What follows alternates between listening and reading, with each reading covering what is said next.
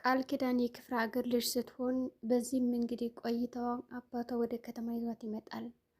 ቃል ኪዳን እንግዲህ የአባቷ ጓደኛ የሆነው እንዲሁም ደግሞ አብሮ አደግ የሆነ ወንድም እንዲሁም ደግሞ በጣም የሚሳሳለት ሰውም ነበረ።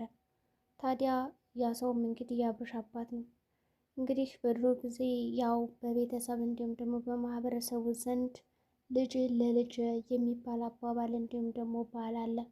ልጆቹ ገና ወደዚች ምድር ሳይመጡ ወዳጅነታቸውን ለማጥበቅ ሲባል እንግዲህ ገና ለሚወልዱት ልጆቻቸው ልክ ቀለበት እንደማሰር እንዲሁም ደግሞ ቃላቸውን በመስጠት ላይ የሚታወቁ ናቸው።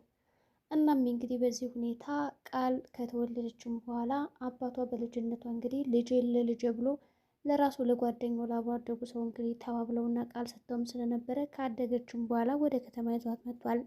ታዲያ በዚህ መካከል አብርሽ እንግዲህ ልጅቷን አያውቃትምና የማላቃትን ሴት ማላገባ አልችልም በማለት ከእናቱ ጋር ጦርነቱን ጀምሮታል። እናትም ይህ ነገር እኮ የድሮ ነው፣ እንግዲህ አንተ የዚህን ሀብትና ንብረት ከፈለክ ግዴታ አባቴ የመረጠልን ሚስት ማግባት አለብህ በማለት እንግዲህ ታሳውቀዋለች። አብርሽም እንዴት ነው እኔ አባቴ እኮ በህይወት የለም ለምንስ ሲባል ነው ታዲያ የሱን ትዕዛዛውን መፈጸም ያለብኝ በማለት እንግዲህ ከእናቱ ጋር ክፉኛ ክርክር ገብቷል።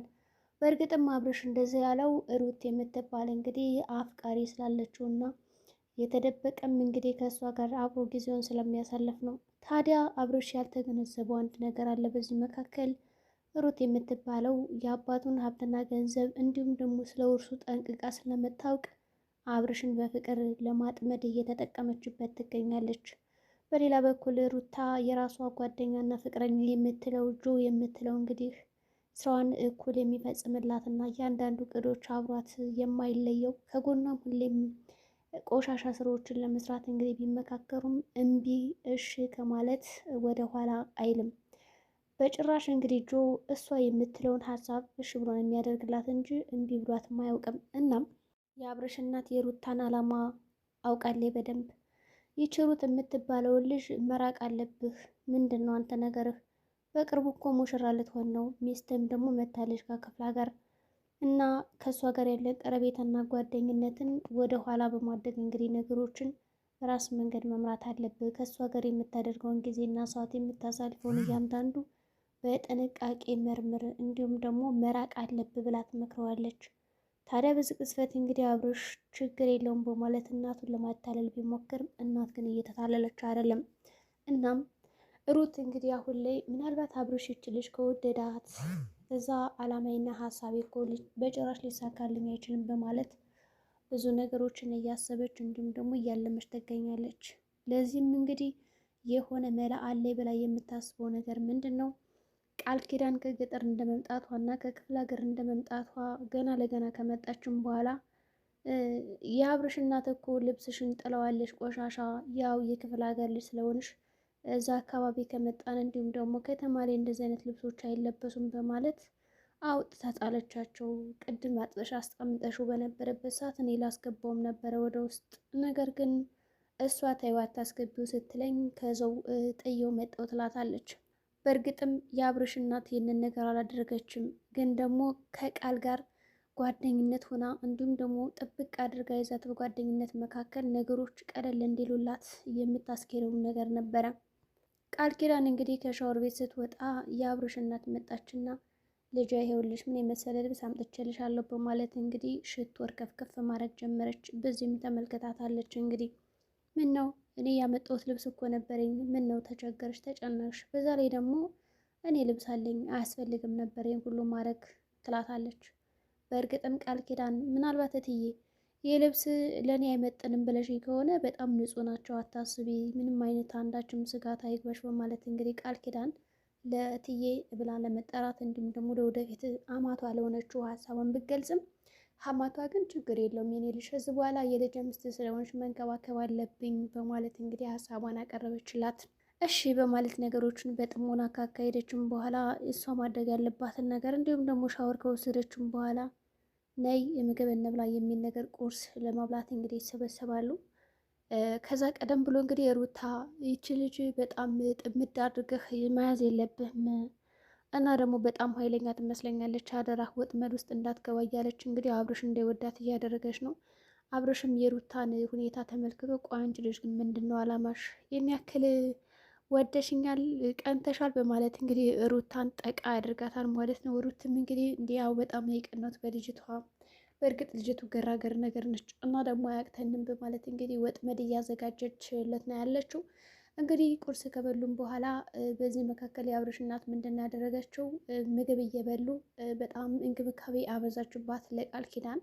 ቃልዬ ምን ነው ብይ እንጂ አብርሽ የወደፊት ባልሽ ነው፣ ስለዚህ ያው ምግቡን ስጮ በማለትም እንግዲህ ጠቀስ ታረጋትና ከሩት ፊት አብረው በልተው ጠጥተው ሩትም ከጨረሰች በኋላ የአብርሽ እናት ሁኔታዋ በጣም አልተመቻትም። ምክንያቱም ልጇን ለቃል ኪዳን ለመዳር እየተፏቀቀች ስላለች በዚህም አልተደሰተችም እና በሉ ከበለው ከጠጣው ምን አለኝ እንግዲህ ወደ ጊዜ ወደ ቤቴ በማለት ብድግ ስትል ያው ከማህለቷ በፊት የሚያደርገችው ነገር ምንድን ነው?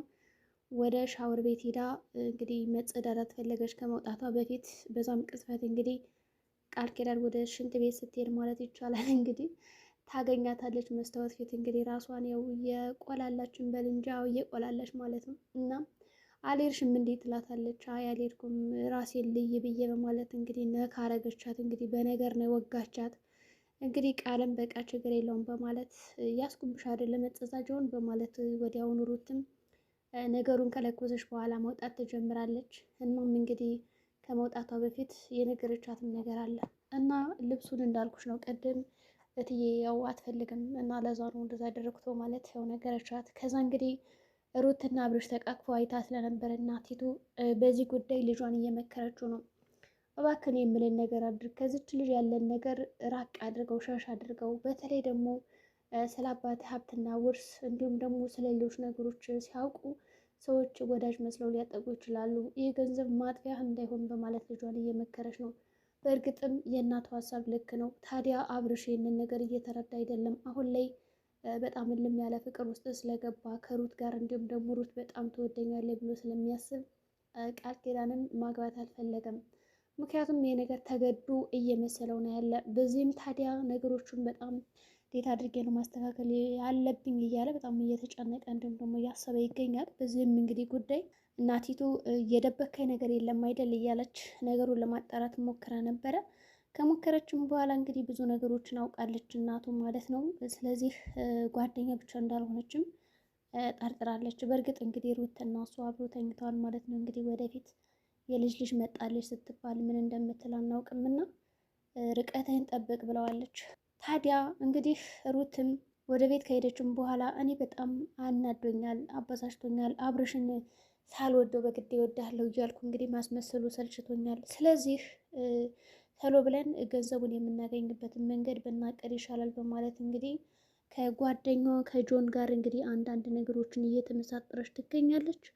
እንግዲህ ገንዘቡ እንዴት አድርጋ መቀበል እንዳለባት እያለመች ነው ያለችው። ብዙ አጋጣሚ የሚገርም እንግዲህ እቅድ እያወጣች ነው። ጆም አታስቢ እኔም በሁሉም ነገር አብሬሽ ነኝ ብሏታል ማለት ነው። ነገሩን እንግዲህ እንዴት አድርጋ ልትቋጨው ትችላለች።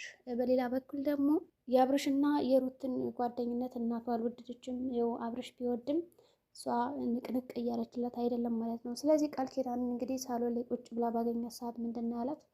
ችግርሽ ገንዘብ ከሆነ እኔ ችግር የለም ልከፍልሽ እችላለሁ እና ውጭልኝ ከህይወቴ ይላታል።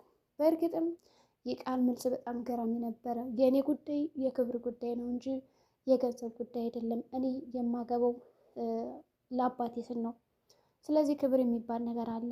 ገንዘብ አሳስቦኝ አያውቅም አንድ ቀን ክብር የሚባለው እንጂ ትለዋለች። በዛም እንግዲህ ቆም ብሎ ማሰብ ጀመረ።